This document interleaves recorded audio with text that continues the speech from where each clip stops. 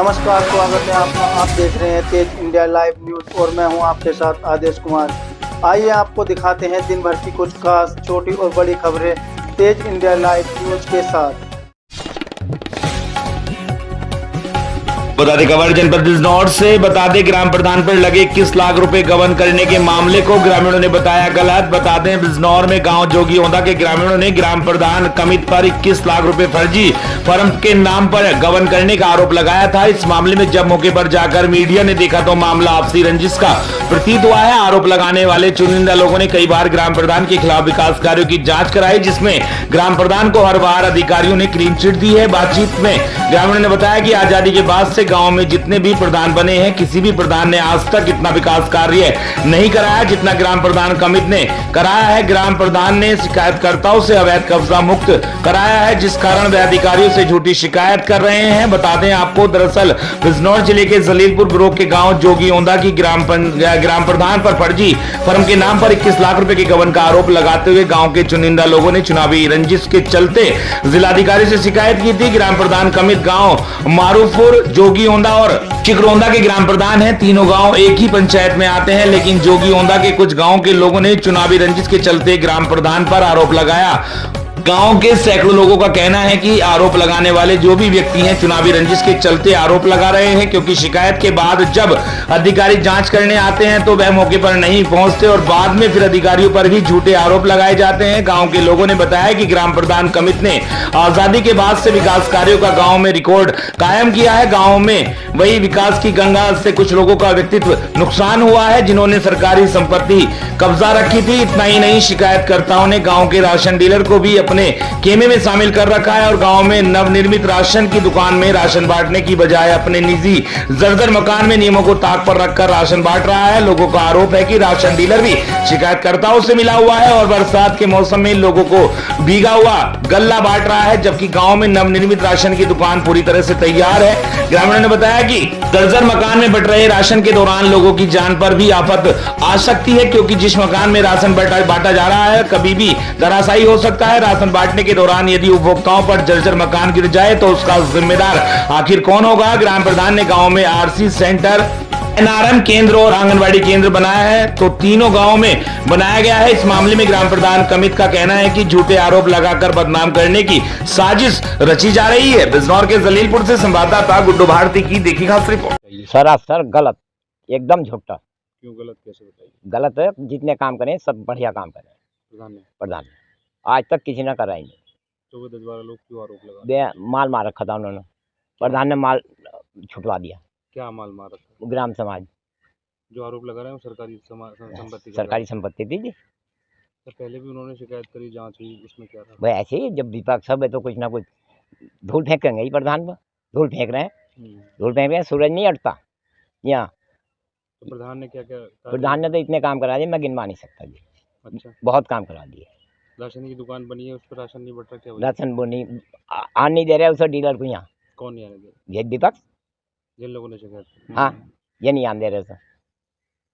क्या होना चाहिए इसमें? इसमें सब अधिकारी लोग फैसला देंगे। काम सब सही है, कोई काम प्रधान का गलत नहीं। पहले जो जांचें हुई है उसमें क्या पाया? उसमें खड़े उतरे नहीं प्रधान।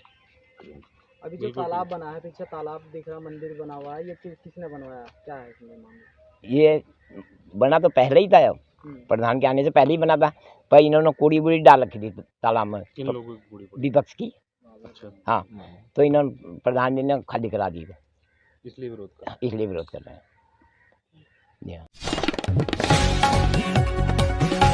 खबर जनपद बिजनौर के थाना बड़ापुर क्षेत्र से, जहां नदी पर पुल न होने की वजह से ग्रामीणों का धरना प्रदर्शन। पहाड़ नदी पर पुल बनवाने की मांग को लेकर अनिश्चितकालीन धरने पर बैठे ग्रामीण। बता दें बड़ी खबर बिजनौर से, जहां बिजनौर में नदी पर पुल न होने की वजह से ग्रामीणों का धरना प्रदर्शन। पहाड़ नदी पर पुल बनवाने की मांग को लेकर अनिश्चितकालीन धरने पर बैठे ग्रामीण। बता दें नदी पर कई वर्षों से नहीं है पुल। हर साल नदी में पानी ज्यादा आने की वजह से हो जाते हैं कई हादसे। कुछ दिन पूर्व नदी में पानी होने की वजह से एक ग्रामीण की चली गई थी जान। थाना बड़ापुर क्षेत्र के पहाड़ नदी का पूरा मामला। बिजनौर के बड़ापुर से संवाददाता गुड्डू भारती की देखिए खास रिपोर्ट। पूरा मामला यह है, हम यहाँ बैठे हैं नदी के पुल के लिए, पुल बनवाने के लिए। क्योंकि हम डीएम साहब के पास भी गए, एडीएम साहब के पास भी गए, विधायक जी के पास भी गए, सब आश्वासन देते हैं लेकिन कोई हमारी सुनवाई करने को तैयार नहीं है। इसीलिए हमने ये निर्णय लिया है कि हम यहाँ बैठेंगे और अनिश्चित काल तक बैठेंगे जब तक कोई पक्का ठोस हमें कोई लिख कर ना दे दे या उनका एस्टीमेट वगैरह ना मिल जा, तब तक हम ऐसे हटेंगे नहीं। धरने से पहले, यहाँ बैठने से पहले आपने किसी को अवगत कराया था? जी हाँ, पिछले साल हमने डीएम साहब के पास भी गए थे। हम उस दिन विज्ञापन दे रहे हम एडीएम साहब को भी दे करके आए। कब दिया? लगभग परसों।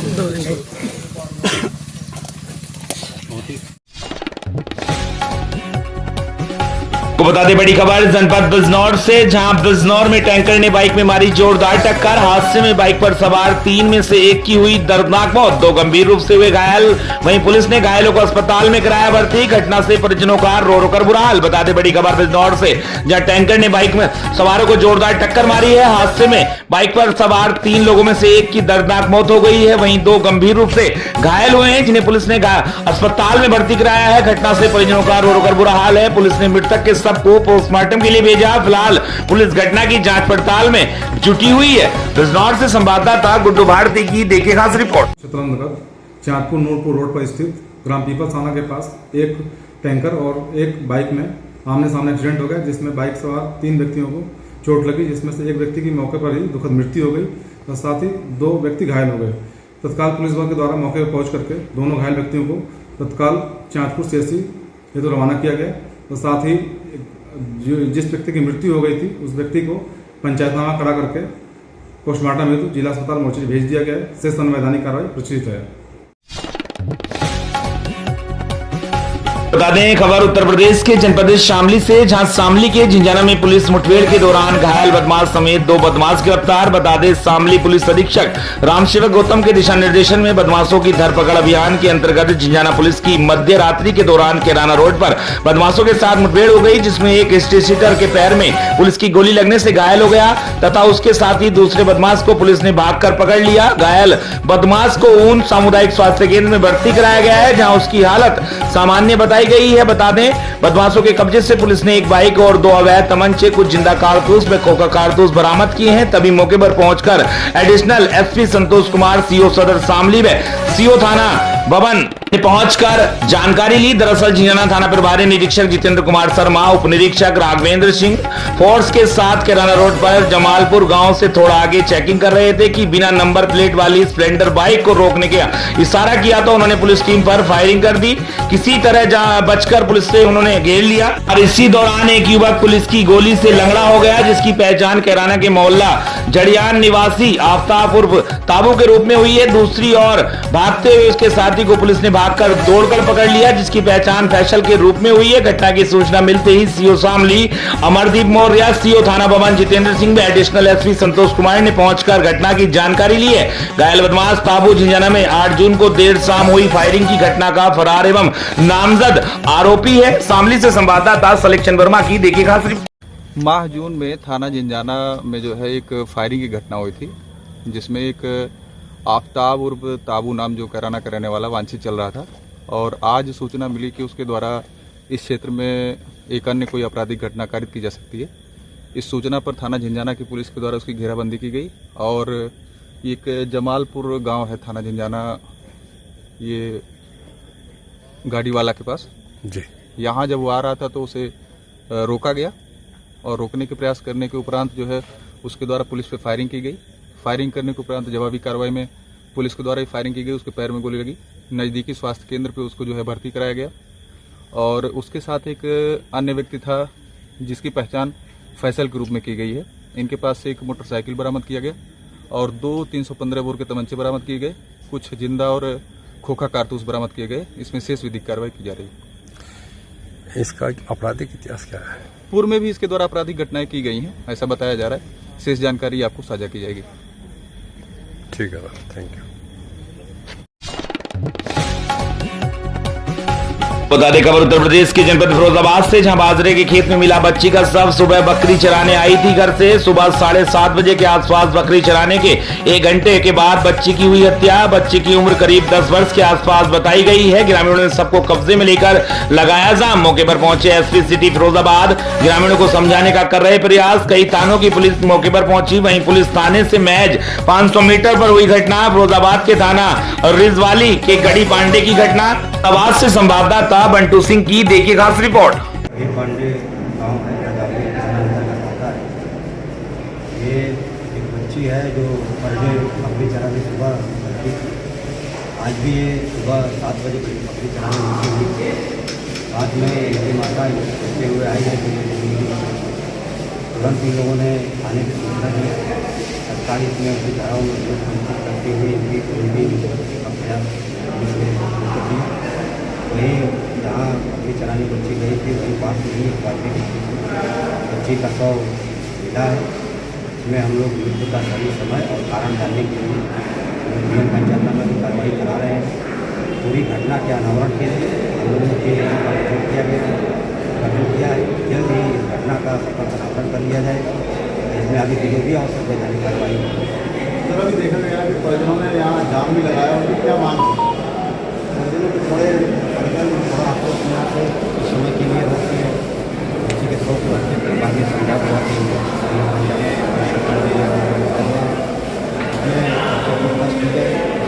भी आवश्यक वैधानिक कार्रवाई। ठीक है। बता दें खबर उत्तर प्रदेश के जनपद जालौन से, जहां एसआरपी इंटर कॉलेज में पथ निर्माण हेतु भूमि पूजन हुआ है। बता दें जालौन कोच नगर की प्राचीन शिक्षण संस्था जिसकी स्थापना सन 1932 में शालिग्राम पाठक के द्वारा की गई थी, उन्हीं के नाम से इस विद्यालय का नाम शालिग्राम पाठक इंटर कॉलेज रखा गया, जिसके पथ निर्माण हेतु विद्वान पंडित संजय रावत के नेतृत्व में विधि विधान मंत्रोच्चारण के साथ भूमि पूजन हुआ है।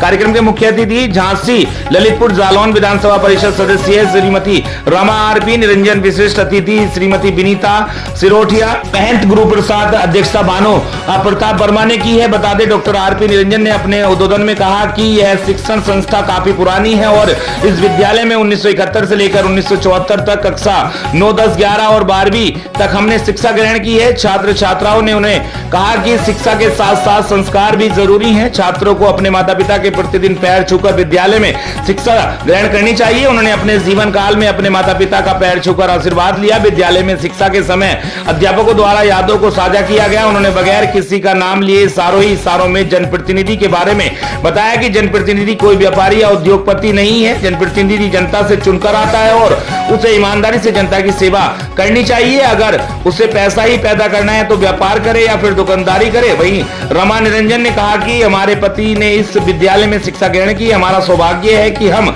जनप्रतिनिधि हैं। हमारा कर्तव्य है कि विद्यालय के विकास के लिए हमारी निधि से इस विद्यालय के पद निर्माण हेतु 14,53,000 रुपए की धनराशि स्वीकृति की गई है। भानु प्रताप वर्मा ने कहा कि केंद्र की मोदी सरकार, प्रदेश की योगी सरकार ने बहुत कुछ जनता के लिए योजनाएं चलाई हैं। देश के यशस्वी प्रधानमंत्री ने जो भारत की इकोनॉमी 10वें नंबर पर थी उसको 4 नंबर पर ला दिया है। आलोक सोनी अब अवर अभियंता IAS ने बताया कि 142 मीटर इंटरलॉकिंग निर्माण में जो एस्टीमेट बना है वह 14,53,000 रुपए का है। इस निर्माण में पूरी गुणवत्ता ईमानदारी से कार्य किया जाएगा। इस दौरान भारतीय जनता पार्टी की नगर अध्यक्ष अंजू अग्रवाल, विज्ञापन सिरोठिया, प्रोफेसर वीरेंद्र सिंह, सीताराम प्रजापति, सरनाम सिंह यादव, बलराम तिवारी, कैलिया सुरेंद्र पाल सिंह, प्रधान उदैया, अजीब धनोरा, दशरथ पटेल, वीरेंद्र सिंह, निरंजन मिस्टर, धनोरा मुलायम सिंह कुशवाहा, प्रधान नीरज कुमार, विद्यालय प्रबंधक आशीष पोरवाल, विद्यालय प्रधानाचार्य लक्की दुबे, विनोद सोनी, गौरव तिवारी सहित नगर पालिका के सभासद मौजूद रहे। आए हुए अतिथियों को पट्टी का